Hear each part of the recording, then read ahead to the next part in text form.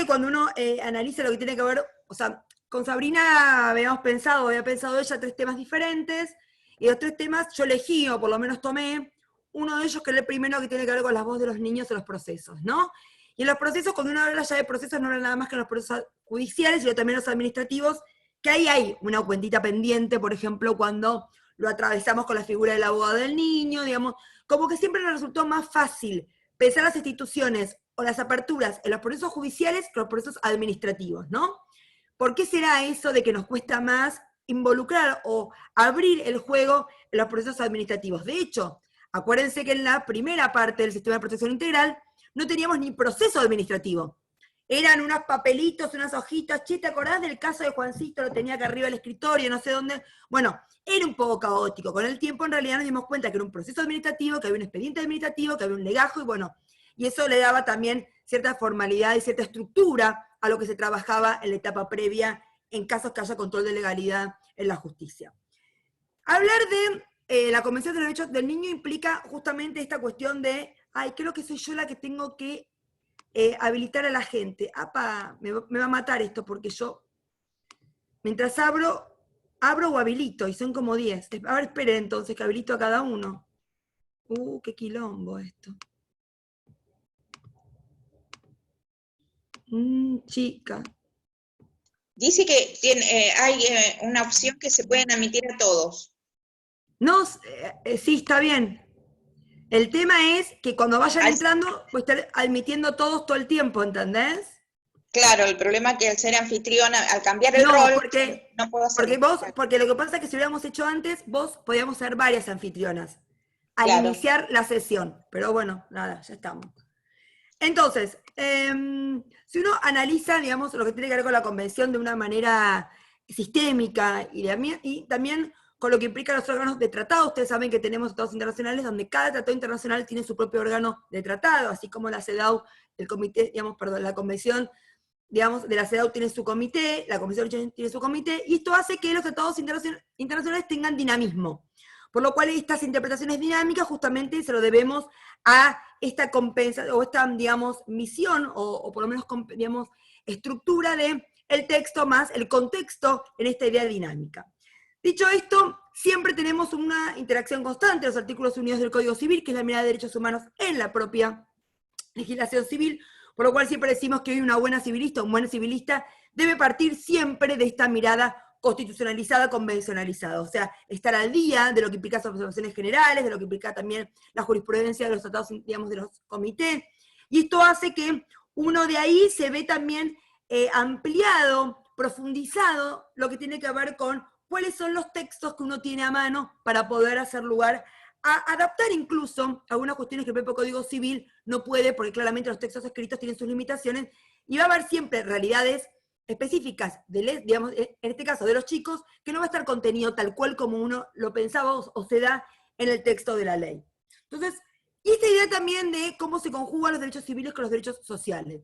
Muchas veces, por ejemplo, cuando uno analiza, y ayer un poco analizamos para ver un proyecto de ley en materia de vínculo entre progenitores e hijos en sistemas de encierro, lo que tiene que ver con las mujeres privadas de su libertad, que están a cargo de sus hijos, y qué pasa con el régimen de coparentalidad, o con la suspensión que implican aquellos delitos de más de 3 años, si hay realmente que revisar esa cuestión, porque en definitiva si vos suspendés el vínculo con quien el chico está viviendo día a día con su mamá, ahí hay algo que no funciona. Por eso mismo justamente, ¿cómo uno hace esto? De repensar los derechos civiles con los derechos sociales. Muchas veces también de hecho se ha hecho una investigación hace unos años de la Defensoría General de la Nación, donde da cuenta la cantidad de chicos que después son dados en adopción, porque en general vienen de madres privadas de la libertad en cárceles federales, básicamente por haber sido mula, de países limítrofes, y como no tienen red familiar acá en la Argentina, terminan los chicos yendo a un hogar y después terminan siendo adoptados. Entonces digo, miren cómo derechos civiles y derechos sociales se van cruzando, porque en definitiva tiene que ver con esto de hasta qué punto hay ciertas conflictivas donde el tema de la pobreza está sumamente atravesado, y uno tiene también que analizar esa cuestión de una visión sistémica. Por eso cuando hablamos de especialidad, ¿qué tiene que ver también con la especialidad? Esto no solamente una formación especializada, sino también tener en cuenta las distintas vulnerabilidades que hacen a que la especialidad sea más compleja. No es lo mismo un tema de comunidad indígena, y por ejemplo, cuando uno trabaja en Chaco, lo que tiene que ver con la comunidad indígena. Bueno, no es lo mismo la cuestión de género en comunidad indígena que no es lo mismo la cuestión de la infancia, no es lo mismo la cuestión de la adolescencia. Bueno, estos cruces también de vulnerabilidades, o lo que tiene que ver con los adolescentes con discapacidad, bueno, un montón de entrecruzamientos. Por eso me parece importante que cuando hicimos el código, receptemos el concepto de vulnerabilidad como un elemento sociológico importantísimo a la hora de poder analizar los derechos en su conjunto. Y esta idea de que también uno tiene acá en tensión, que es la cuestión del adultocentrismo, ¿no? Que en general siempre te dicen, está mal decir adultocéntrico, ¿no? Porque es como si vos le quitaras el rol a los chicos. Ojo con esto, porque tampoco vamos a pasarle la seca a la amiga que ahora todos los adultos son malos. Justamente, si yo elijo el colegio de mis hijos, estoy haciendo algo en protección de ellos, porque yo no le puedo dar a mi hijo la posibilidad de que elija el colegio que él quiera ir, cuando tiene 5 años. Pero justamente uno lo hace en protección, por lo cual decir adultocéntrico, que algo es del adulto, no quiere decir de por sí es malo. Lo que pasa es que eso tiene que estar atravesado con otros principios como es el de autonomía progresiva y el de interés superior del niño, donde ahí nos va a dar la clave si esta decisión del adulto es en consonancia con ese niño o está en contra o vulnera derechos de ese niño. Por eso tenemos, perdón, pero tengo que entrar otra vez a admitir a todos. Muy bien. Por eso tenemos esto de ir viendo la sistémica de estos derechos para poder entender la complejidad a la hora de repensar las prácticas.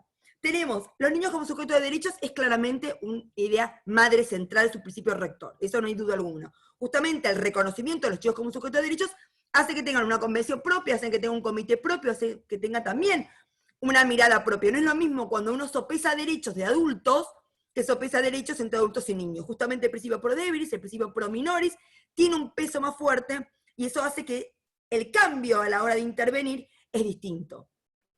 De hecho, cuando uno se familia pasa de las bolillas que tiene que ver con divorcio, uniones convivenciales, va entre adultos, más allá de que después se curse con la vulnerabilidad de ser mujer, el tema de género, pero después todo distinto, tiene otras lógicas cuando uno habla de infancia. Y esto viene con el interés superior del niño, con la cuestión de la autonomía progresiva y la cuestión del derecho a ser oído, como todos elementos que se conjugan justamente para que la intervención sea lo más, digamos, coherente con esta plataforma constitucional convencional.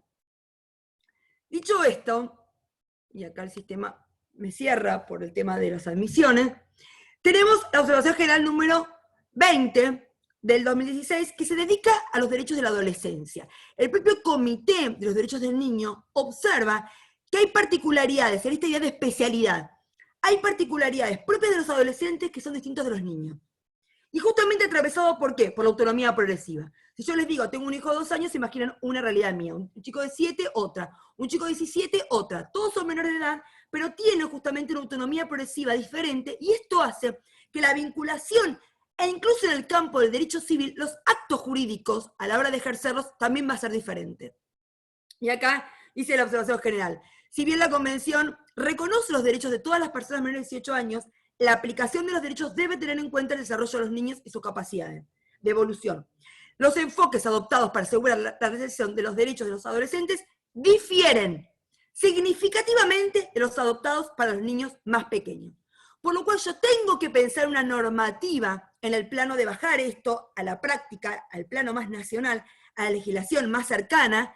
Tengo que bajar esta idea al plano más cercano. Por eso el Código Civil tiene un artículo 26, tiene justamente diferenciado algunos actos y justamente tiene que ver el reconocimiento a esta manda convencional.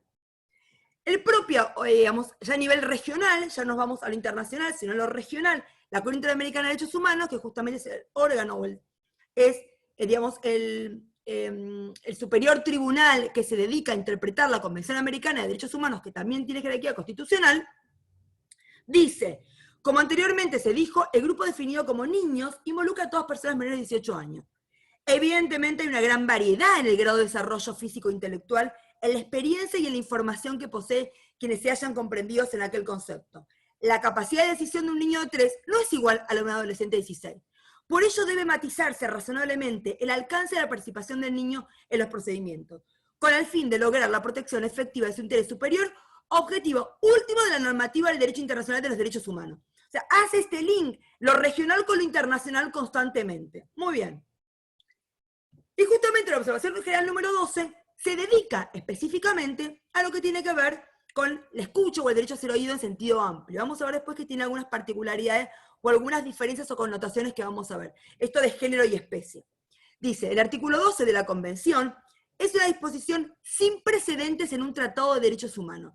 Porque si ustedes analizan, para que los tratados internacionales puedan ser ratificados por muchos países, tiene que ser bastante amplio, bastante ambiguo, bastante general, porque si no los países islámicos, si no los países con otro tipo de cultura, no se adhieren, y si no lo ratifican, le hace perder esa fortaleza. Porque la fortaleza que te lo da, la CEDAW, por ejemplo, tiene 187 ratificaciones. O sea, casi el 97% de los países que están en el mundo la han ratificado. Y eso le da una fortaleza la cantidad de ratificaciones. Pero ¿cómo lo logro? Teniendo principios muy generales y muy amplios. Y en ese contexto, la verdad que el artículo 12 de la Convención es rupturista, porque dice mucho más que un típico tratado internacional. Y dice, es una disposición sin precedentes en un tratado de derechos humanos, apunta a la condición jurídica y social del niño, que por un lado carece de la plena autonomía del adulto, pero por el otro es sujeto de derechos. En el párrafo 1 se garantiza a todo niño que esté en condiciones de formar su juicio propio el derecho a expresar su opinión libremente en todos los asuntos que afectan al niño, teniéndose debidamente en cuenta las opiniones del niño, en función de la edad y madurez. El párrafo 2 afirma en particular que debe otorgarse al niño el derecho a ser escuchado en todo procedimiento judicial o administrativo que lo afecte. Esto avanza mucho más de lo que uno cree. Perdonen, chicos, pero voy a tener que admitir al resto. Muy bien. Entonces, no sé, los acabo de admitir y me dice que no. Bueno, ahí voy. Entonces, y agrega, el derecho de todos los niños a ser escuchados y tomados en serio constituye uno de los valores fundamentales de la Convención. El Comité ha señalado el artículo 12 como uno de los 4 principios generales de la Convención, junto con el derecho a la no discriminación, el derecho a la vida y el desarrollo y la consideración primordial del interés superior del niño. Lo que pone de relieve que este artículo no solo establece un derecho en sí mismo, sino que además debe tenerse en cuenta para interpretar y hacer respetar todos los demás derechos. O sea, es un derecho, digamos, básico para hacer, efectivo otros derechos. Yo no puedo saber si hay un derecho a la vida familiar, si es un caso de adopción o no, si no tengo en cuenta este derecho a su opinión, este derecho a ser oído. O sea, este es un derecho principal, que es el que me va a hacer el escalón o la puerta, o, digamos, la antesala para pensar en otros derechos como consecuencia. Esto también parecida, como bien decimos acá, que es un código, el Código Civil, que este año cumple 5 años, sale en agosto del 2020. Decimos que es un código más de Mafaldas que de Susanitas, un poco también pensando en una revisión crítica de esto que llamamos la democratización de las relaciones de familia. Y acá dice, buen día, nena, ¿está el jefe de la familia? En esta familia no hay jefe, somos una cooperativa. ¿Hasta qué punto vamos a ir viendo que regular este reconocimiento como sujeto de derecho implica una obligación estatal, o sea, implica una obligación de tener que incorporarlos y de tener que dejar constancia de esa incorporación y de esa escucha? Y eso también es importante, porque no es nada más una formalidad. Esto hace lo sustantivo en algún punto. Y por eso en el Código Civil hay muchas normas en materia de familia donde te dice un principio, coma, siempre que sea el interés del niño, coma, siempre que sea, digamos, siempre que sea oído, siempre que esta idea del coma y de poder tener alguna forma de que se incorporen para realmente saber qué es de la vida de este chico, porque el interés superior es de este chico, es en concreto y no es en general. Ahora bien, como siempre decimos, este principio de autonomía también necesita esto, digamos, el equilibrio, ¿no? Siempre vemos del péndulo, como decimos con Aida, de un punto a otro. No es ni todo niño, ni todo adulto. La pregunta es, ¿hasta qué punto? Porque también esto que decíamos, si yo a mi hijo de 5 años le digo, ¿qué colegio querés ir? O te gusta a vos de Womint, se imaginan que no tiene la capacidad operativa para decidir y tampoco tiene por qué hacerlo. Es tan malo dar de menos como dar de más. La gran pregunta es el equilibrio. Y la gran otra pregunta, ¿cuál es? ¿Qué pasa con aquellas edades que uno está entre 9, 10, 11, 12? Porque uno de 17 no tenés problema. Uno de 2 años no tenés problema. El problema está en dónde siempre, en estos intermedios, donde el grado de madurez es más importante. Y esto tiene que ver con el contexto social. Yo siempre digo, si yo a mi hijo cuando tenía 12 años lo dejo a las 3 de la mañana en Plaza de Mayo, se pone a llorar porque no sabe qué hacer. Y un chico de situación de calle tiene mucha más resiliencia, por lo cual él va a tener más herramientas para poder saber qué va a hacer solo. Esto también tiene que ver por lo contextual, y el contexto también es importante. La pregunta es, ¿cómo estamos formados los abogados para realmente poder analizar no lo jurídico, porque muchas veces el ropaje jurídico es lo último. La pregunta es entender el conflicto para ver después qué ropaje jurídico tenemos que darle para dar una solución a ese conflicto. Por eso el código hace bien en haber receptado esta idea sociojurídica, esta idea sociológica en el campo jurídico.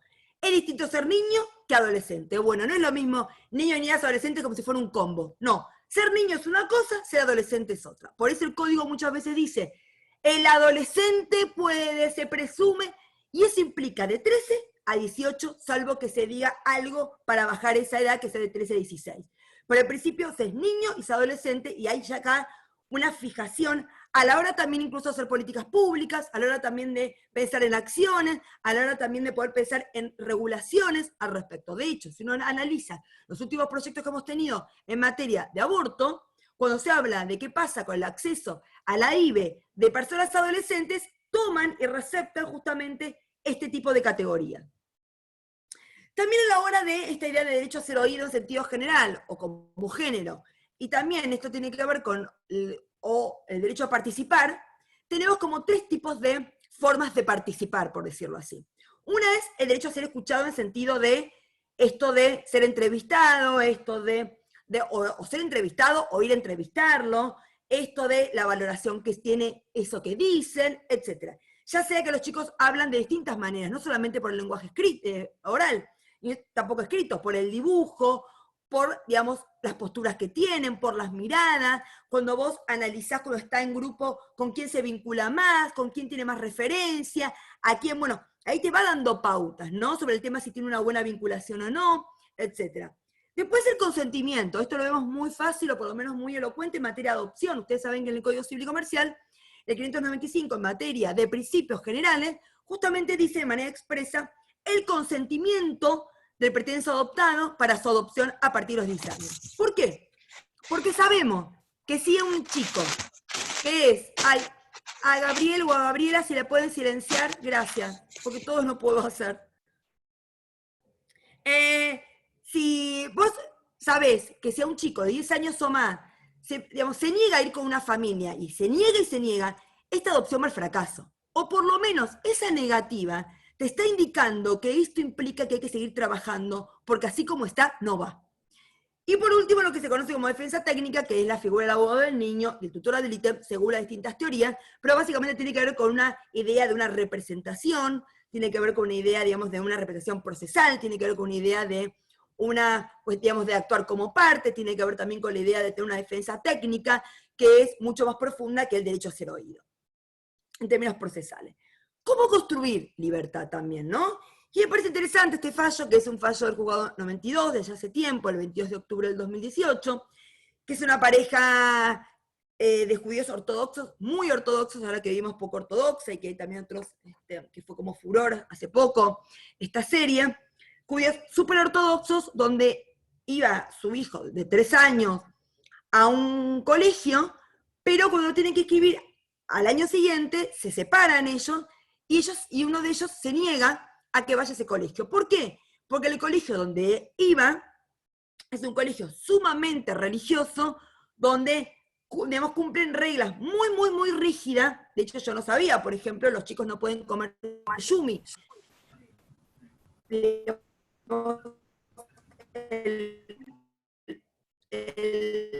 yumi, digamos, y por lo cual el padre decía que eso iba a ser peor para el chico. Entonces, la pregunta es, él proponía un colegio judío, pero menos rígido, y ella proponía el colegio judío más rígido. La pregunta es, ¿cómo resolvemos el tema de la escuela? Y acá fue interesante, porque además de haberle designado un tutor ad litem, porque el chico tiene 3 años, el tutor ad litem dice, a ver, yo como tutor ad litem debo elegir aquel colegio que tenga menos rigidez, porque así cada vez es más libre, o el que sea más libre pero que no tenga reglas tan rígidas. O sea, aquel colegio que lo condicione menos para su libertad. Y la jueza hace lugar a eso y dice, entre las opciones planteadas, aquella mejor se ajusta al interés del niño en colegio tal, no por considerar que la propuesta educativa y religiosa de esta institución sea mejor que la del colegio tal, esta opinión tan personal solo podría estar en cabeza de los progenitores.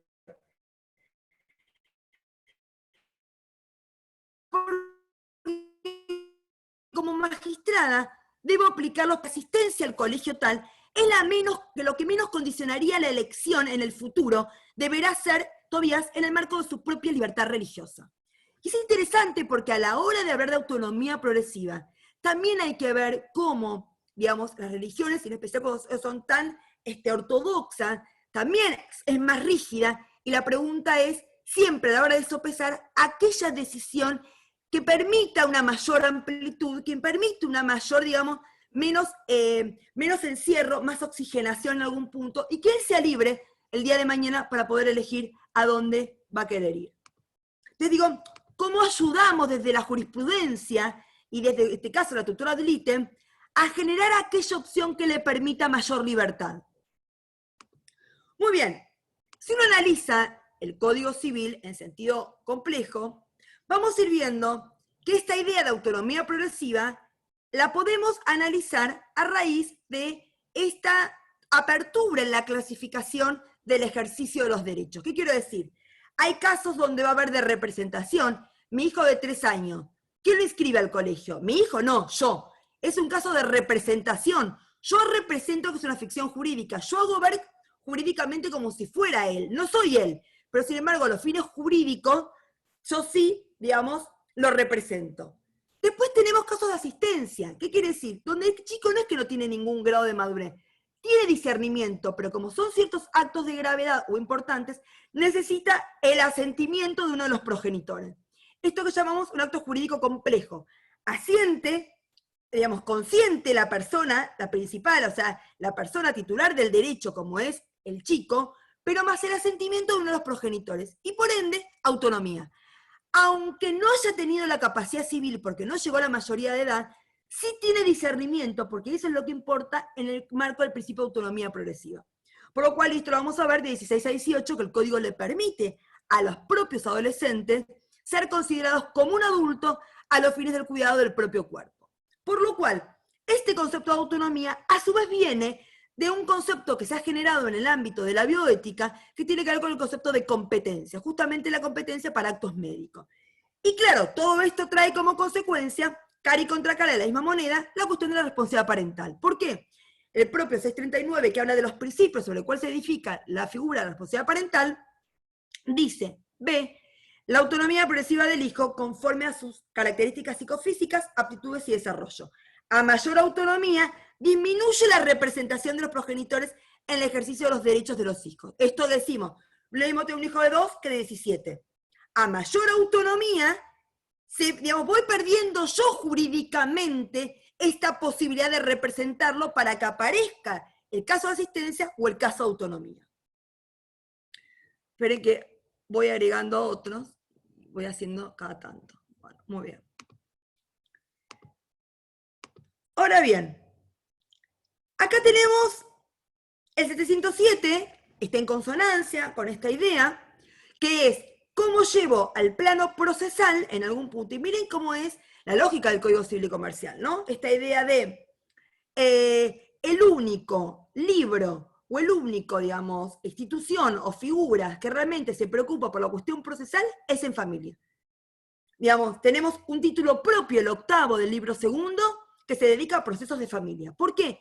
Porque fondo y forma van de la mano. Porque ahí realmente hay una relación intrínseca, una relación enorme, por lo cual había que reconocer que esté en Jujuy, que esté en Capital, o que esté o en Lomas, o donde esté, necesito claramente tener principios procesales básicos, porque este derecho a ser oído, este derecho a participar, hace en definitiva a la cuestión de fondo.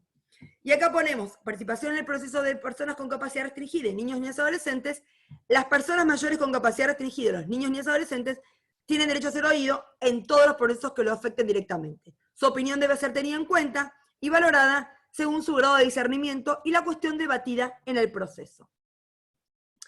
Dicho esto, el artículo más importante, o por lo menos uno de los artículos más importantes en materia de autonomía progresiva, o el que también ha generado más debate y está muy bien, eso también demuestra la complejidad del tema. sería fantástico pasar los escáneres y que todo el mundo supiera qué puede hacer o qué no.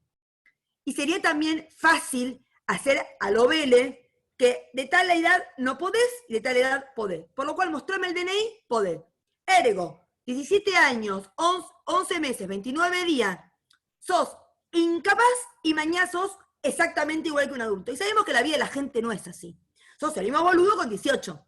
Por lo cual, la pregunta es, ¿cómo el Código Civil puede ir admitiendo de a poco este ejercicio de derechos para que cuando cumpla 18 no sea de la noche a la mañana de derechos en la cuestión del ejercicio?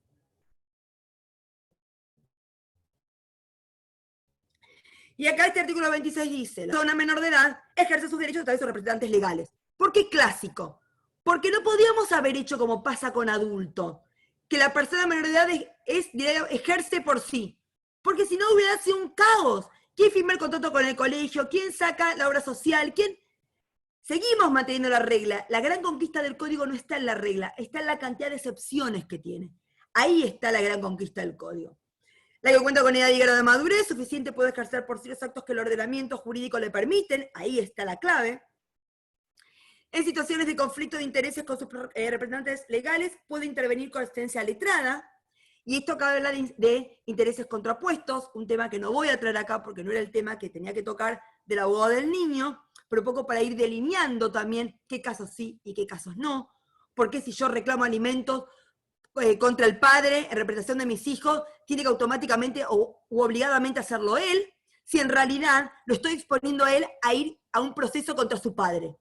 Digamos, claramente, no, eso no es bueno. Ahora, si yo reclamo mal, ahí sí hay intereses contrapuestos porque no estaría realmente una buena defensa. Pero en principio, le hace bien que yo haga una acción judicial en representación de él. El otro artículo dice, la persona menor de edad tiene derecho a ser oída en todo proceso. Y acá tenemos los 3 artículos que tienen que ver con la típica cuestión de salud. Dice, se presume que el adolescente entre 13 y 16, ¿por qué aclaramos 13 a 16? Porque si yo hubiera dicho adolescente, es de 13 a 18. Y yo no quiero que sea de 13 a 18, quiero que sea de 13 a 16. Tiene aptitud para decidir por sí respecto a aquellos tratamientos que no resulten invasivos, ni comprometan su estado de salud o provocan un riesgo grave en su vida o integridad física. Si se trata de tratamientos invasivos que comprometen su estado de salud o está en riesgo la integridad o la vida, el adolescente debe prestar su consentimiento con la asistencia, esto que decíamos antes, de este acto jurídico complejo de uno de los progenitores. El conflicto entre ambos se resuelve teniendo en cuenta su interés superior sobre la base de la opinión médica respecto de las consecuencias de la realización o no del acto. Y por último dice, a partir de los 16, el adolescente es considerado como un adulto para todos los fines que tienen que ver con el cuidado del propio cuerpo. Miren que es un artículo que en su momento lo peleamos mucho, porque es un artículo clave en materia de autonomía progresiva. Y acá, la voy a admitir a Luciana porque me está tapando, muy bien. Y acá, justamente como sabíamos que el concepto de invasividad iba a generar conflicto, y eso también fue una apuesta en lo que tiene que ver con la cuestión de técnica legislativa. Si yo me pongo a enumerar acto por acto, sacarse sangre, yeso, bota, no sé, oncofertilidad, el día de mañana hay algo nuevo, ¿y qué? ¿Queda afuera? No es buena técnica legislativa, y menos en un código civil con lo estructurado y con lo rígido que es. Justamente eso, todo lo que tiene que ver con bioética, todo lo que está en la saga, lo que tiene que ver con salud, es mejor que esté regulado fuera del código. En todo caso, en el código uno regula estructura, cimientos, como por ejemplo el consentimiento informado, artículo 59 del código. Pero no hace, digamos, como que no regula todas las cuestiones más complejas, porque no es buena técnica legislativa en un código civil. Pero sabíamos que el concepto de invasividad iba a tener problemas. ¿Por qué? Si vos lo tomás como invasividad, todo lo que invade, yo tomo una vallaspirina, invade. Yo me saco sangre, invade. Y no es la idea de invasividad. Por eso se puso, siempre que comprometan riesgos, siempre para que sean casos de gravedad. Y acá con el Ministerio de Salud, digamos, con el anterior, cuando estaba Goyán como ministro, el actual ministro de Salud de la provincia de Buenos Aires, justamente hicimos una resolución, un grupo grande de académicos, justamente para interpretar qué se interpreta el artículo 26. Pero ¿cuál es el problema? Los médicos. Los médicos por el tema de la responsabilidad, ante la duda es no. Y justamente si ante la duda es no, no terminás cambiando lo que el código quiere cambiar. Es justamente la resistencia al cambio, y esto implicaba no reconocer a los adolescentes como sujeto de derecho. Muy bien, entonces hicimos acá una interpretación de qué se entiende. Tuvimos un debate interesante, académicamente hablando, con Mari, donde ella es crítica del artículo 26. Para ella nos fuimos de mambo, es una desprotección, ¿no? Porque ella también lo ata mucho a la cuestión del derecho penal, del régimen penal juvenil, ¿no? Donde realmente, justamente yo también estoy en contra de la baja, justamente yo creo que no es el ámbito penal, es más, yo soy crítica del ámbito penal, de hecho soy feminista no punitivista, además, digamos, por lo cual, digamos, no es lo mismo el ámbito civil con el penal, y para mí hay como acá una cierta confusión al respecto. ¿Y qué nos dice Mari? En los últimos años se ha expandido una teoría, porque acá está con respecto de la condición de la niñez, centrada en la exaltación de las bondades de los derechos de libertad característicos de la condición de adultos, producto de una visión sesgada que atribuye una connotación negativa a los derechos de protección, probablemente influenciada por los conocidos excesos del tutelalismo clásico.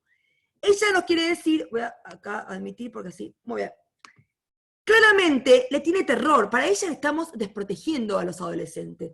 La pregunta ¿es realmente esta normativa una desprotección? ¿O es realmente esta normativa una clara, digamos, aceptación de la autonomía progresiva y justamente en los derechos personalísimos, como es en este caso el derecho a la salud? Esto que llamamos, ¿es justificado o no es justificado? Esto llamamos el famoso paternalismo justificado. Si yo tengo argumentos para justificar de por qué estoy soltando en estos casos, y por qué esto hace a la autonomía, y por qué esto hace a la evolución, por qué esto le hace bien en términos democráticos, justamente, esto hace que, en definitiva, sea un paternalismo justificado y no injustificado. De hecho, es paternalismo, porque no es que uno le está habilitando la mayoría de edad en todos los casos. No es que a partir de 16 años sos mayor de edad para todo. No, para cuidar el propio cuerpo. Muy bien. Y agrega, ella ha conducido en la República Argentina a la búsqueda de una mayor equiparación en cuanto a los derechos de libertad entre los niños y adolescentes respecto a los adultos, la cual ha transitado un camino de acercamiento gradual de ambas condiciones jurídicas y que en la actual redacción del artículo 26 permitiría concluir que ha llegado a asimilar ambos estatus. Esto es jurídicamente falso.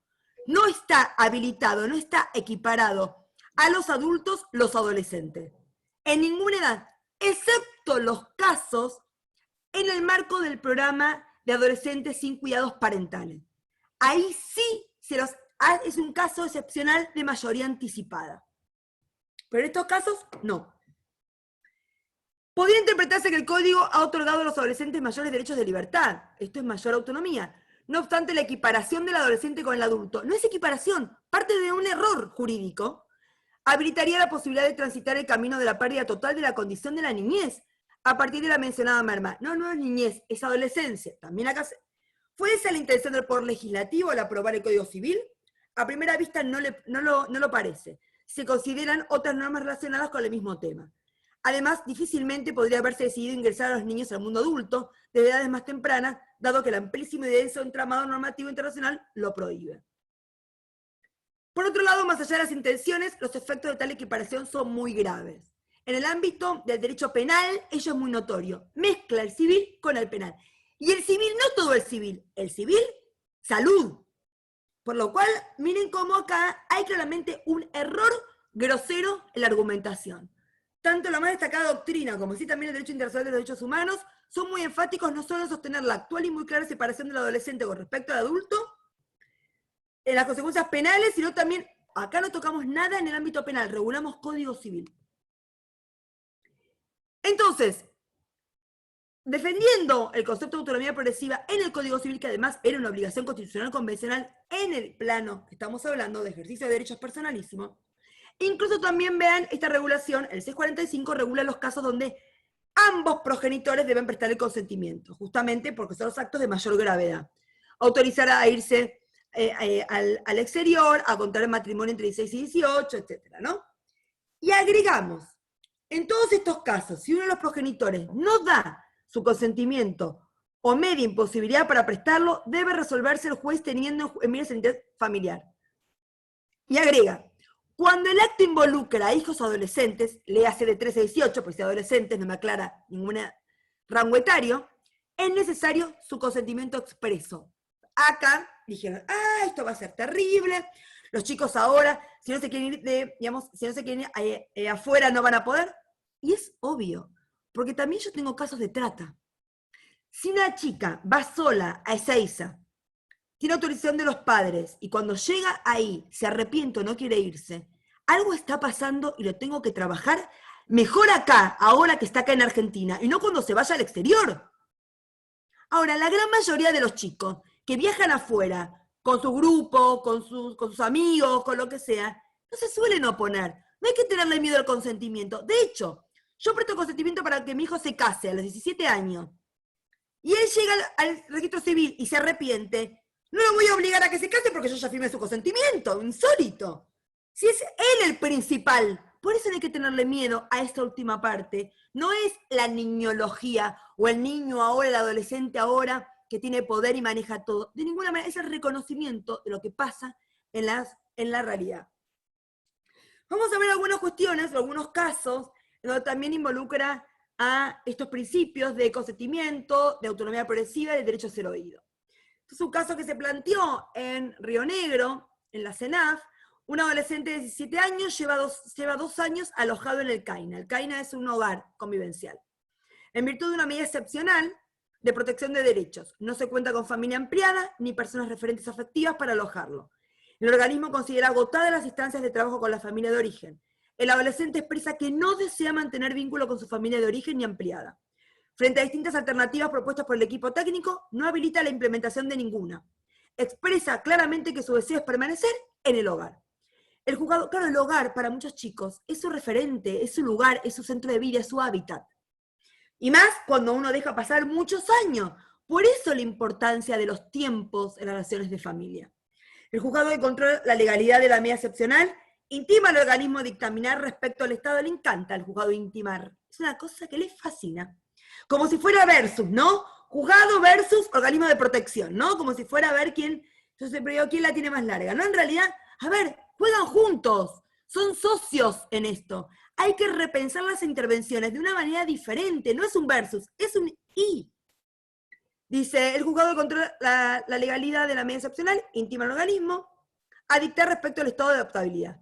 El adolescente manifiesta que no desea ser adoptado, por lo cual tenés un límite muy fácil. El consentimiento a partir de los 10 años no lo vas a lograr acá. Por lo cual sabés que la adopción no es una salida. Y nos preguntan de la CENAF, ¿corresponde dictaminar respecto a la adoptabilidad si el adolescente expresa claramente que no debe ser adoptado? NO. ¿Qué consecuencias jurídicas acarrearía para él se declara el estado de adoptabilidad y no se concreta la adopción por su negativa, que es vinculante por ser mayor de 10 años? Es que vos en situación de adoptabilidad deberías ahí ya darte cuenta que no tiene sentido porque va a tener vida corta. Porque si no va a querer ser adoptado, vas a quedarte en una situación peor, una situación de adoptabilidad, sin poder ejecutarla por la edad que tiene, porque no vas a conseguir para nada adoptantes ni nada. ¿Cómo opera en este caso la presunción de que no hay familias inscritas en el RUAGA ni dispuestas a adoptar niños de 17 años? Esto es de cumplimiento imposible cuando hablábamos de contrato, cuando hablábamos de derecho civil clásico. Con respecto a la medida excepcional, ¿qué sentido tiene mantener esa forma jurídica mientras permanece en el CAINA? La pregunta es, jurídicamente no tenemos ninguna figura que no sea, o guarda, o tutela, o adopción. Y estos chicos que van a quedar para su autonomía, ¿qué hay? Prorrogar la medida, que en el fondo prorrogar las medidas, ¿qué es? Dejar de ser la naturaleza que tiene, de ser algo transitorio a ser algo permanente. Pero hoy no tenemos otra forma jurídica de poder dar la respuesta. Por eso yo creo que acá está una de las grandes conquistas, o por lo menos propuestas, que de hecho estamos trabajando, soy directora de una tesis doctoral sobre ese tema, donde justamente tiene que ver con pensar, crear alguna figura para estos casos que justamente se salen de la idea de medida excepcional versus ya figura definitiva, ¿no? Perdón, pero voy a aceptar también, y bueno, van a entender mucho entrando a esta hora. Muy bien. En aquellos supuestos en los que se ha agotado el trabajo con la familia de origen, para que cese la medida excepcional, se ha declarado la situación de adoptabilidad. Y por diversas razones, la edad de los adolescentes, padecimiento, no se concreta la inclusión de una familia al RAGA. O sea, lo que ya sabemos que iba a pasar. O sea, era crónica de una muerte anunciada. ¿Qué figura legal 50? Porque aparte, ¿cuál es el problema? Siguen avanzando a sabiendas que se van a trabar. Y lo hacen igual. Y acá tenemos la ley 27.364 que todavía está sin reglamentar, por lo menos en la provincia de Buenos Aires, que es importantísima, que tiene que ver con esta idea de autonomía. El Estado debe estar primero para aquellas personas más vulnerables. Y esto es elocuente. Aquellos chicos donde por algo se quedaron en una institución muchos años, pues si estos chicos se hubieran decretado la situación de adoptabilidad, cuando tenían 7, cuando tenían 10, era otro partido. Por lo cual, digamos, esto no pasa por el Espíritu Santo, pasa por malas intervenciones. Algo está pasando con los tiempos, que alguno tiene que decir, hasta acá llegué.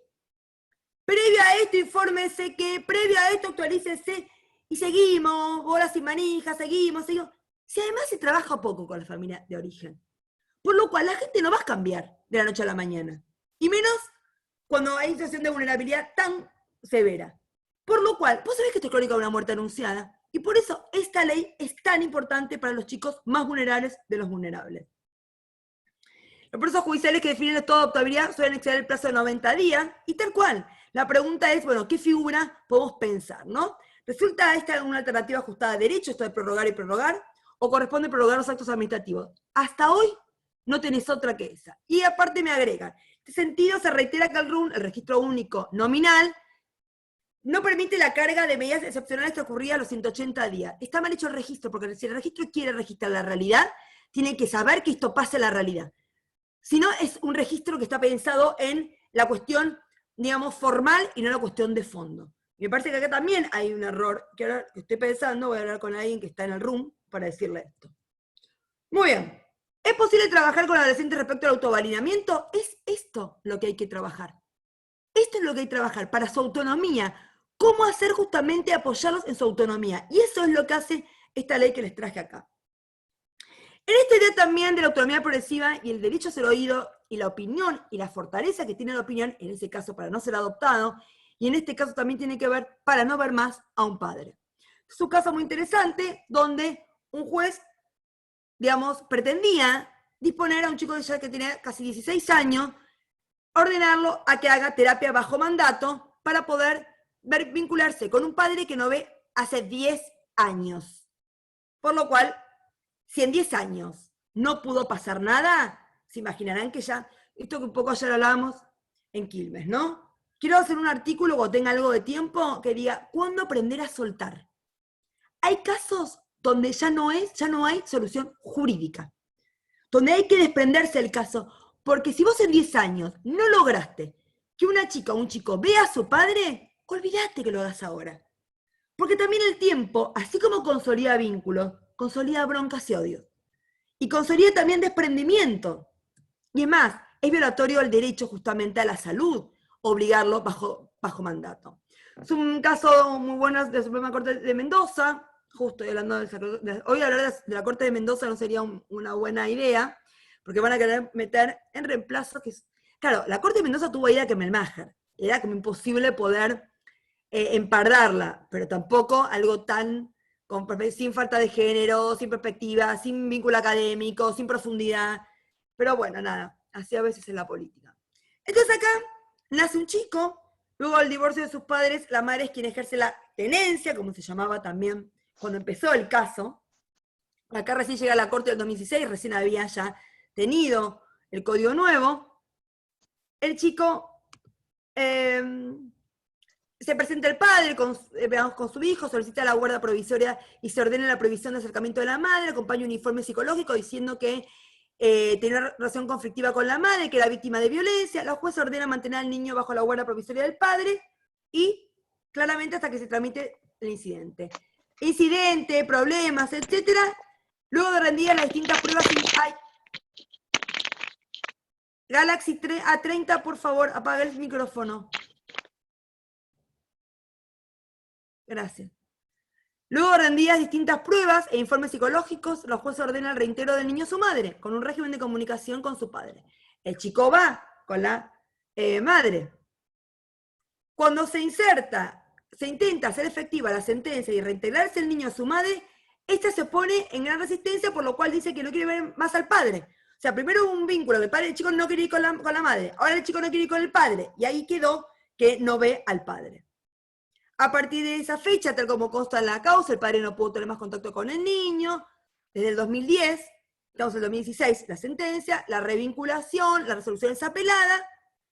¿Qué dice la Corte? Primero, artículo 26 y 707. El chico ya tiene 15, casi 16 años y se opone a ver a su padre. Ya acá tengo que a mayor autonomía, mayor valoración, mayor peso tiene lo que el chico diga.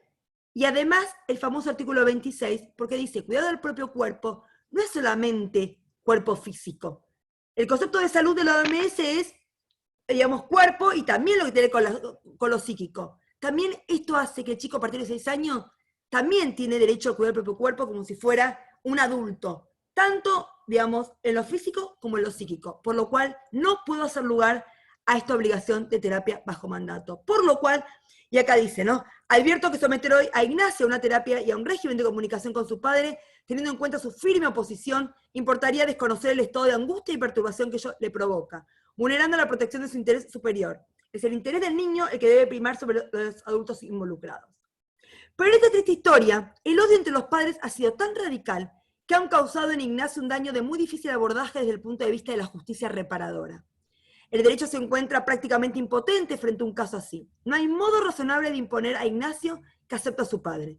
No hay terapia a la que pueda obligársele a asistir porque ya se ha intentado todo y siempre con resultados negativos. Lamentablemente los padres de Ignacio no tuvieron el amor ni la generosidad suficientes a su hijo como para enseñarle a amar, aceptar y respetar a toda su familia, como para permitirle crecer con el amor de los dos y de toda la familia extensa en un ambiente de vínculos saludable. Solo le enseñaron que mientras estaba con uno de ellos, debía odiar al otro, debía mentir en contra del otro, inventar situaciones para perjudicar al que le convenía en ese momento.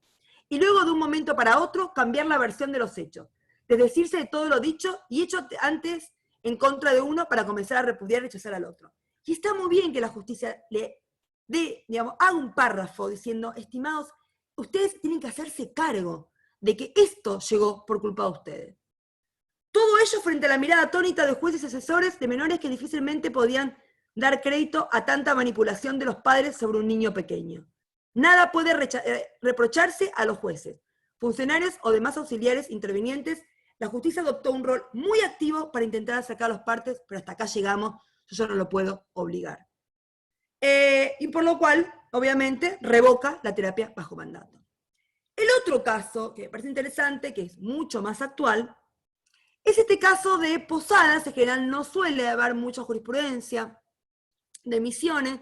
Hay ciertas provincias que tienen páginas web, digamos, que también tienen acceso a la información, y también una visión democrática de poder dar cuenta de lo que se hace, ¿no? Pero bueno, algunas provincias son más reacias a poder publicar su sentencia.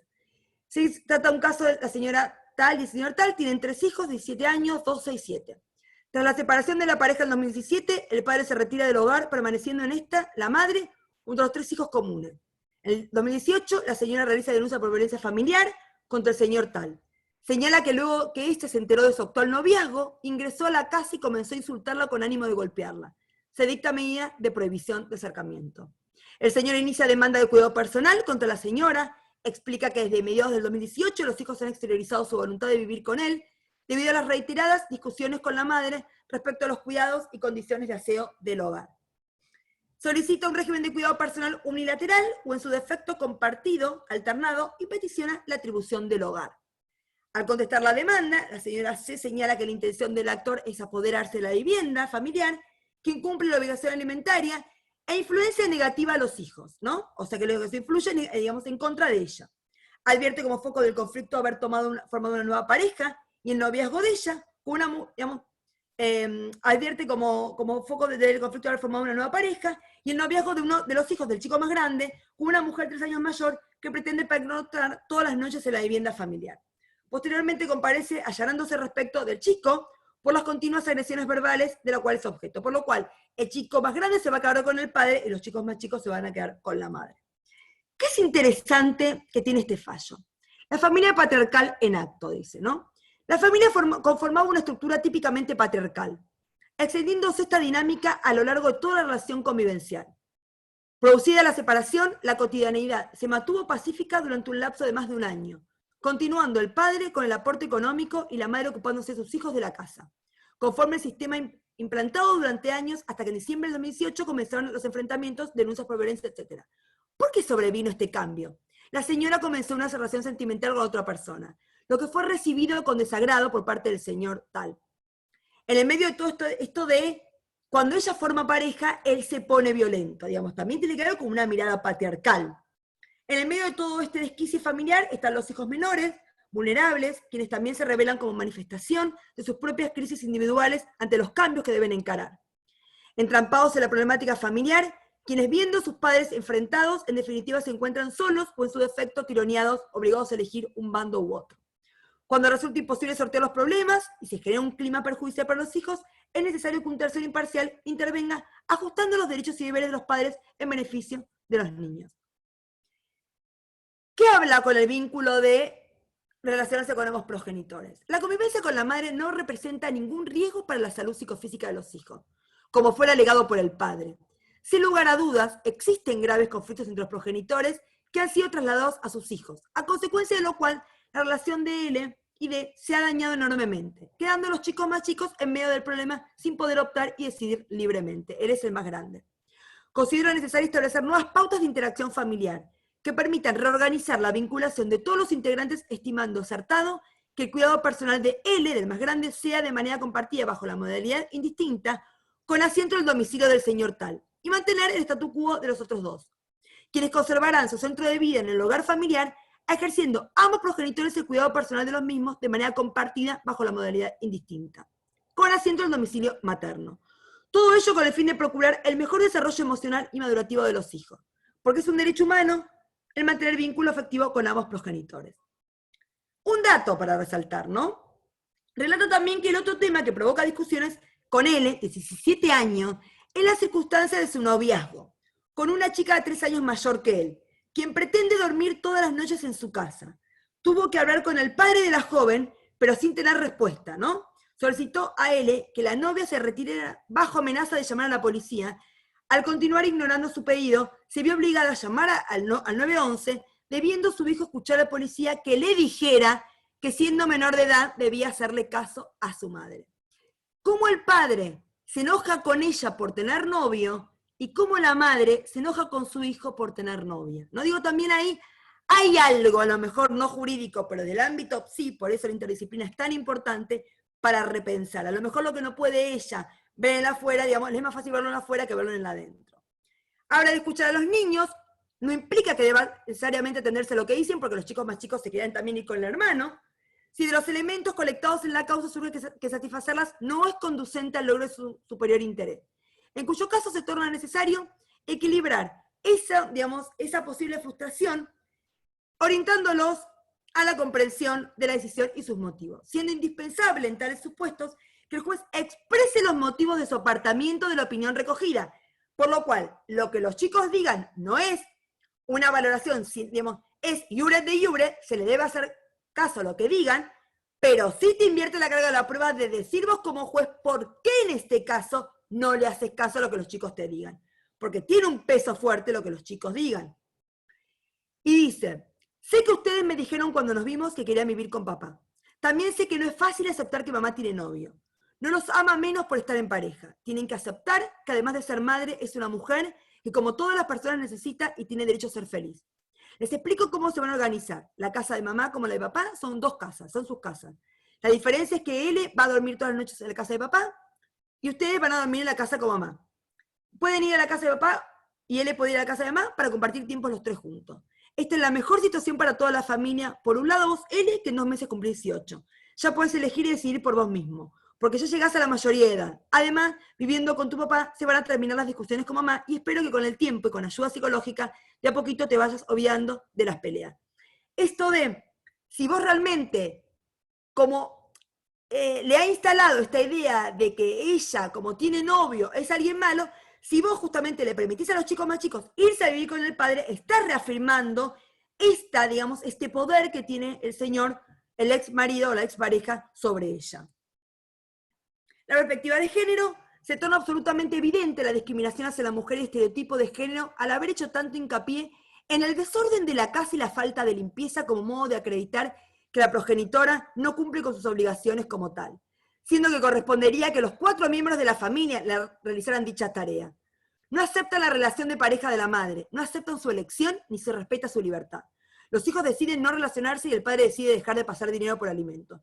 Todo este contexto, lógicamente, no surge en forma independientemente por parte de los niños, sino apoyados e influenciados por el padre. Debe ser encuadrado como discriminación y violencia contra la mujer, que tiene como consecuencia un grave daño al derecho del ejercicio de la maternidad, su derecho como mujer y como persona.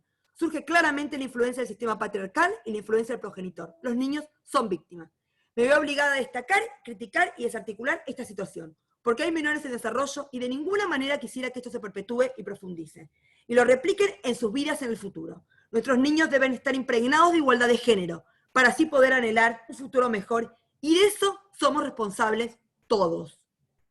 Por lo cual resuelven, como les dije. Muy buena esta sentencia en esto de por qué es importante tener perspectiva de género. Miren cómo la justicia clásica hubiera perpetuado esta desigualdad. Y por último, el caso de Mariana Rey Galindo, que para mí es el caso de este año, que justamente lo que hace es poner la voz de los chicos en un lugar de un lugar de importancia, revalorizando, cuando justamente nada más y nada menos el primer caso que se permite en el derecho argentino o se reconoce la triple filiación derivado de la causa fuente de la filiación biológica. Un caso de una chica reconocida por un señor que no es su padre biológico y por lo cual tiene un vínculo afectivo fuerte y por lo cual después el padre biológico viene a pedir la impugnación de esa paternidad para después emplazarse él. Cuando la jueza habla, cuando Mariana habla con Julie, que es la nena, ella agarra y le dice, por favor te pido, no me obligues a elegir, porque yo no quiero elegir, yo quiero tener ambos padres. De hecho, vivo de lunes a jueves con uno, que tiene aparte hijos, tengo hermanos unilaterales, y de jueves a domingo con el otro, que también tengo hermanos unilaterales. ¿Por qué es uno u otro? Y acá se pregunta Mariana, ¿cuál es el padre para esta niña? ¿El biológico que engendra la niña? ¿El legal que da su apellido o ambos que la reconocen como su propia hija y a quienes ella demanda como padre? En este caso singular, considero que las bases biológicas y las connotaciones jurídicas que se relacionan con la filiación y la parentalidad entre A, C y F, o sea, la nena con los dos progenitores, o los que uno, progenitor jurídico, y el otro es el que quiere ser también jurídico, no son excluyentes. Habla del principio de igualdad y no discriminación, porque ya en otros casos se ha reconocido. Habla también de qué pasa con el nombre y la afiliación, dice, no importa, ya no se quiere cambiar el apellido. Y no importa, porque una cosa es diferente, la afiliación del apellido. Es más, hemos tenido casos donde se desmembrana la afiliación del apellido. Ya sea que porque uno, por ejemplo, alguien que es reconocido a los 17 años, ¿no? A lo mejor se quiere agregar el apellido del que lo reconoce, o incluso ni agregarse ese apellido, y eso no quiere decir que no haya vínculo filial derivado del reconocimiento. La inconstitucionalidad del artículo 558, y por lo cual, obviamente, hace lugar al reconocimiento de estos dos progenitores. Miren cómo acá la edad de la chica, el vínculo afectivo, esto que decimos de la socioafectividad, y el poder expresar y poder elegir esa socioafectividad y blanquearla, hace que en definitiva tenga un peso enorme a la hora de tomar esta decisión. Por lo cual, cuando dice Galeano, mucha gente pequeña, en lugares pequeños, haciendo cosas pequeñas, pueden cambiar el mundo. Como estoy invitada por alguien que es directora de un hogar de chicos, claramente seguimos revalorizando, profundizando y también, digamos, agradeciendo que haya hogares que realmente se dediquen con tanto amor a que también estas pequeñas cosas en el fondo hacen a las grandes diferencias y a la gran, digamos, compromiso con los derechos humanos. Nada más. Ahora sí, a las preguntas. Hola Marisa. Hola Marisa. Sí, estoy acá. ¿Me escuchas? ¿Cómo estás? Perfecto, ya está. A todo el mundo ya está. Bueno, primero disculpas por el inicio, terrible. No, todo bien. Me quedé sin internet yo. Bueno, te agradecemos un montonazo que hayas estado con nosotros y por haber compartido esta tarde con nosotros. Te hago alguna de las preguntas. Dale. En primer lugar, en relación a la audiencia del artículo 12. ¿no? ¿Vos considerás que realmente se cumple con este objetivo que tiene, o esta finalidad que tiene el artículo 12, que realmente los niños ahí son escuchados? Bueno, en a el ver, contexto que se desarrolla, ¿no? A ver, yo creo que hoy en día, digamos, como todos avances, digamos, hoy en día la escucha forma parte, está en la gran mayoría de los procesos. Hoy en día se hace. Ya lo que pasa es que no pasamos, o sea, eso es la formalidad. Yo quiero ir al contenido, yo cada vez soy más exigente, digamos, porque yo también te puedo decir, bueno, a ver que venga, bueno, ok, y estoy pensando en otra cosa. Sí, cumplí, pero realmente no tiene esta idea de realmente de ser, digamos, si me interesa, si veo que esto es de una utilidad fuerte, si estoy viendo sus ojos, si está triste, si no, digamos, esto digamos, de que me interese lo que el otro me está diciendo. Yo también acá creo que esto es un elemento central. Por eso para mí es tan importante el recurso humano. El recurso humano es básico. Porque hay mucha gente que está en lugares, en la justicia, por ejemplo, que le daría lo mismo estar en familia, puede estar en laboral, podría estar en... Y esto, en lo que hacemos familia, tiene un costo. Porque en definitiva, la empatía que generás, porque en definitiva, cómo te parás ante la audiencia, porque en definitiva, cómo lo tratás, esto de, hola, que esto hace, digamos, ¿no? A una mayor, digamos, o sea, te hace ganar, digamos, muchos casilleros. Alguien que, de hecho, por ejemplo, yo me acuerdo muchos años en Venezuela, que trabajamos con UNICEF, pero muchos años, que se inauguraban los juzgados de niñez y adolescencia en Venezuela, ellos tenían, o los jueces, orientaciones para escuchar a los chicos. Una orientación era, cuando vos vas a escuchar a un chico y sos un juez hombre, nunca tenés que estar de traje y corbata. Porque traje y corbata tiene ya una cierta formalidad que te aísla. Y es una boludez, porque no hace falta política pública, no hace falta recursos, no hace falta plata, hace falta tener sentido común y entender qué le pasa a la otra persona. Si mi hijo llega a ir a un médico y está todo embadurnado porque acaba de hacer una operación, seguramente le va a dar más cosa que si está vestido con una ambonada más, digamos, o sea, cosas de sentido común. Tal cual. Hasta la forma de preguntar, ¿no? Porque a veces la pregunta es, ¿querés tener una familia? Y tenés que hacer como todo un contexto previo como para ver el... Tal cual. O esta cosa de, ¿con quién te querés quedar? Como mamá y papá, esto parece, ¿no? Tal cual. Señor pescador, cuando yo era chica, digamos, señor pescador, ¿me dejará pasará dulce de leche con chocolate o vainilla con limón? ¿Qué sé yo? No es así. Sí, ¿Viste totalmente. una cosa? Pero aparte es que es el ninguneo, porque creen que familia puede hacerlo cualquiera. Bueno, ¿quién no tuvo una? Pero ¿quién no tiene hijos? Los hijos son otra cosa, tienen historias de vida diferentes, tienen, digamos, esto también tiene que ver con la seriedad y el compromiso. Entonces me parece que también ahí hay una revisión crítica profunda en lo que tiene que ver con la formación, en lo que tiene, e incluso yo muchas veces digo, quienes hoy trabajamos en estos temas, vos tenés que estar actualizado de lo que le gusta a los pibes. A vos tenés que conocerlo. Digamos, ¿qué música digamos, qué música escuchan? ¿Qué música, digamos, o sea, porque forma parte de entrar en su mundo? Del lenguaje. Y más, chicos, que han estado ninguneados, invisibilizados durante tanto tiempo, tienen un dolor tan profundo, que vos los mires, de que vos le preguntes, de que vos los entiendas, para ellos eso es otro partido. Y uno tiene la obligación justamente de tener que acercarse a eso. Te digo, por eso yo creo que la formación en la facultad es tan importante. Por ejemplo, nosotros muchas veces damos clase, ¿no?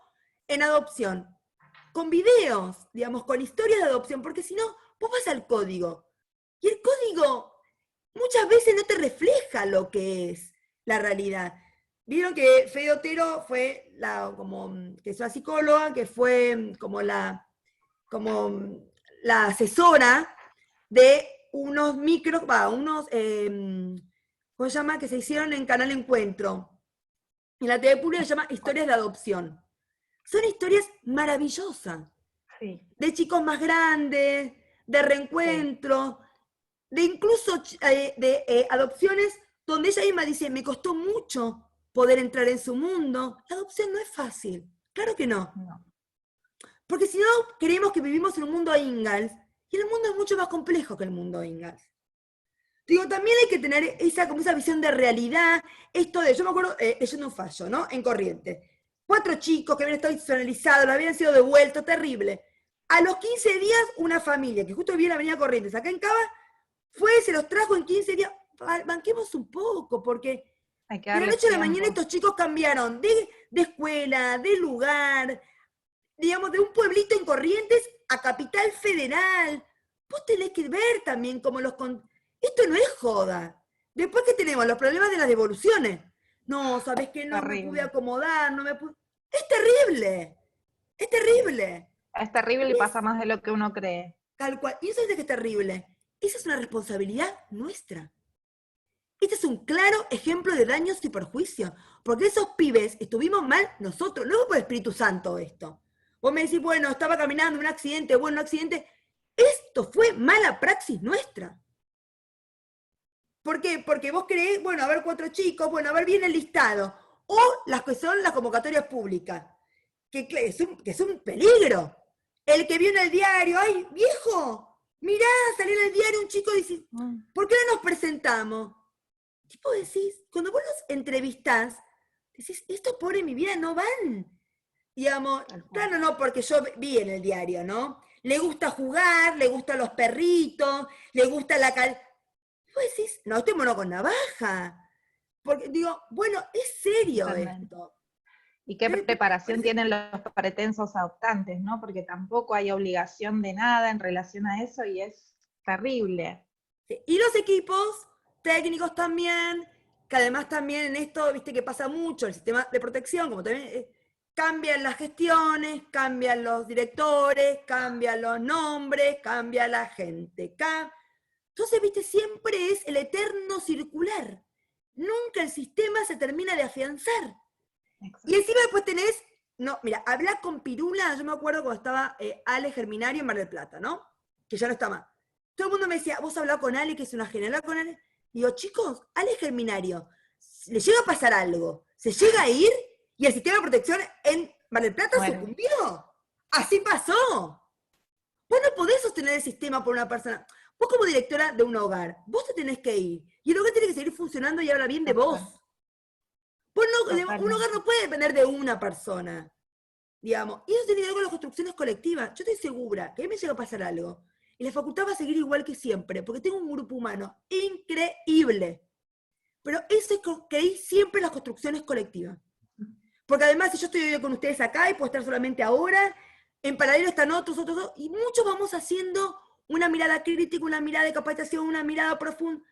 Cuanto más seamos, cuanto más nos repliquemos, cuanto más... Y esto implica poder tener una mirada colectiva y seguimos siendo individualistas. Sí, que recién tomás conciencia cuando te pasa a vos. Ah, ahora, ¿por qué me tiene que pasar a mí para darme cuenta que? ¿No? Digo, bueno, me parece que hay mucho para revisar en términos, digamos, jurídicos y no jurídicos a la hora de intervenir. Un montonazo. Bueno, a ver, espera que me fijo alguna otra pregunta. Esperen que yo me fui al... Treleu. Me decía, basta de charlas de pandemia. Bueno, a ver. Consulta, doctora, ¿considera necesario que se haya decretado la inconstitucionalidad del artículo 558 en el caso de Tucumán, o ve alguna otra forma? ¿El qué? Perdón, que estaba yo justo diciendo acá que alguien me está... Acá dice, tuvimos una resolución ayer sobre esta temática, no sé cuál, enfocando en la resolución de liberar a la progenitora desde la visión de los hijos de la misma. Ah, es que no, es que seguramente después cuando me vaya del Zoom lo voy a perder. Después tocado si me pasan por Facebook, por mail, bueno, Sabri tiene mis datos y me pasan esta sentencia y eso que me interesa. Perdón, dale, ahora sí te escucho. Buenísimo. Espera que te vuelvo a hacer la pregunta. Matías consulta. ¿Considera necesario que haya decretado la inconstitucionalidad del artículo 558 en el caso de Tucumán, o ve alguna otra forma?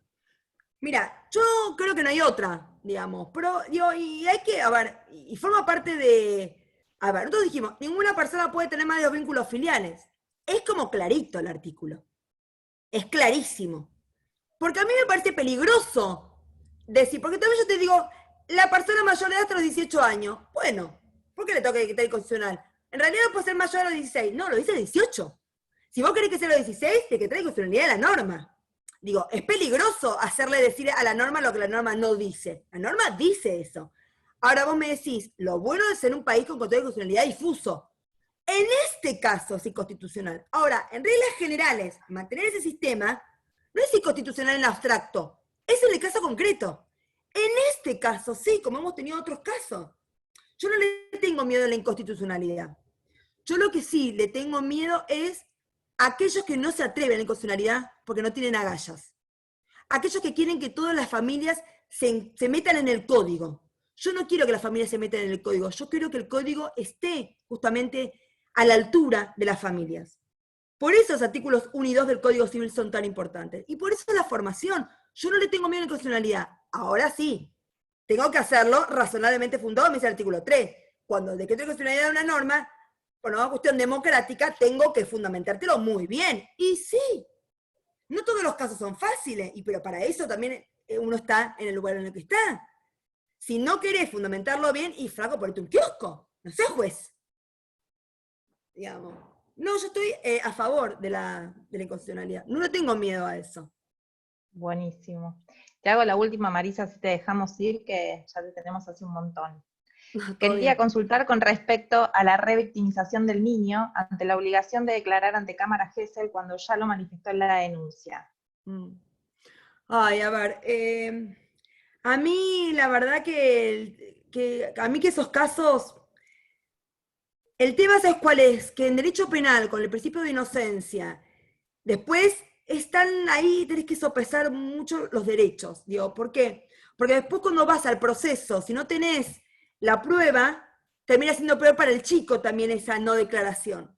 El tema es, en todo caso, cómo podemos trabajar para que él pueda entender de por qué es tan importante esa declaración de Cámara Gesell. Y por qué es importante también, yo me acuerdo que trabajaba en UNICEF, habíamos hecho un convenio con ASIG y con otras instituciones para dar una Cámara Gesell en cada una de las provincias, ¿no? Y teníamos un protocolo de cómo era la Cámara Gesell y qué sé yo. Y tuvimos un caso terrible donde la nena pide ir al baño, justo entra el tipo, claro, nadie le había dicho que la Cámara Gesell era un sistema por el cual afuera estaba por un tema. El ataque de esa nena era infernal. Entonces digo, no es que la Cámara Gesell sea mala, es que tenés que tener muchísimo cuidado a los que trabajan en eso, porque esa es una revictimización.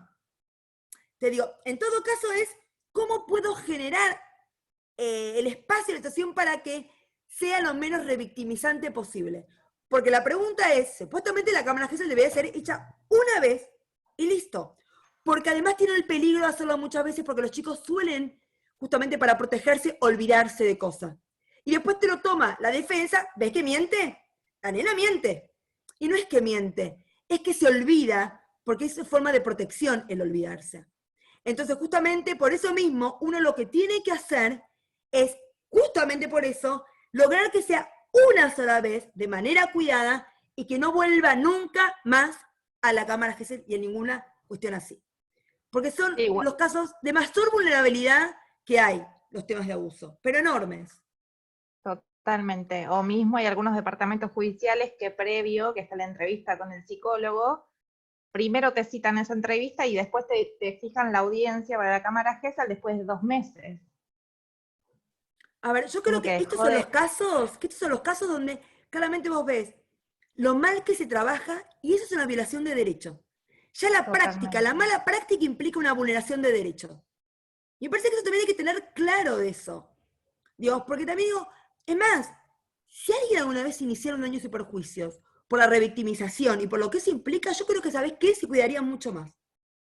Lamentablemente, digo, son hijos de rigor, ¿no? Pero digamos, yo no quisiera llegar a eso, pero digo, a veces yo digo, viste, o sea, parece, como también, 10 años en un hogar, ¿sabés que me gustaría que le hagan daños y perjuicios para ver si, ¿quién le banca a ese chico 10 años al haber estado en un hogar, en un lugar transitorio? Que después la adopción no es salida, que después no es salida. Digo, eso tiene un costo emocional que debe ser reparado jurídicamente, digo, económicamente hablando. Sí, totalmente de acuerdo.